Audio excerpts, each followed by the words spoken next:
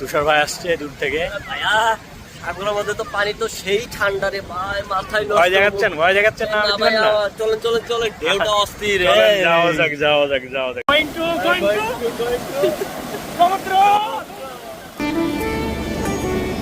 বঙ্গবাসীদের কেবল মাছ দেখা অভ্যাস, মৃত্তিকার সামান্য স্তূপ দেখিলেই তাহাদের আনন্দ।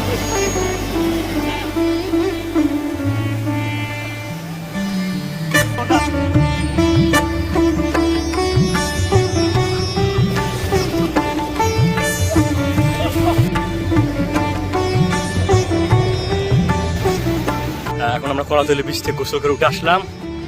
এর মধ্যে দাঁড়িয়ে আছে সিলাম ক্যাফে রেস্টুরেন্টের সামনে, এবং এখানে তুষার ভাই ছবি তোলার জন্য পোজ দিয়ে দাঁড়ায় আছে, কিন্তু আমরা কেউ ছবি উঠাচ্ছি না। তুষার ভাই এবং মজনু ভাই ছবি তোলার জন্য দাঁড়ায় আছি, কিন্তু আমরা ছবি উঠাবো না কেউ, চলে যাবো এখান থেকে।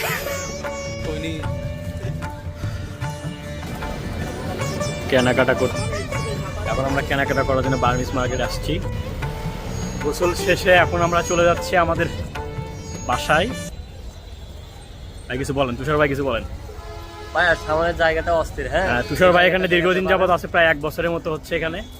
হোটেল গ্রেস কক্সে আছে তুষার ভাই এবং মঞ্জু ভাই এখানেই। এই যে মঞ্জু ভাই আমরা এখন যাব সুইমিং এ, হোটেলে কিছুক্ষণ সুইমিং করব, তারপরে বাসায় চলে যাব। তারপর বাসায় চলে যাব। ওকে।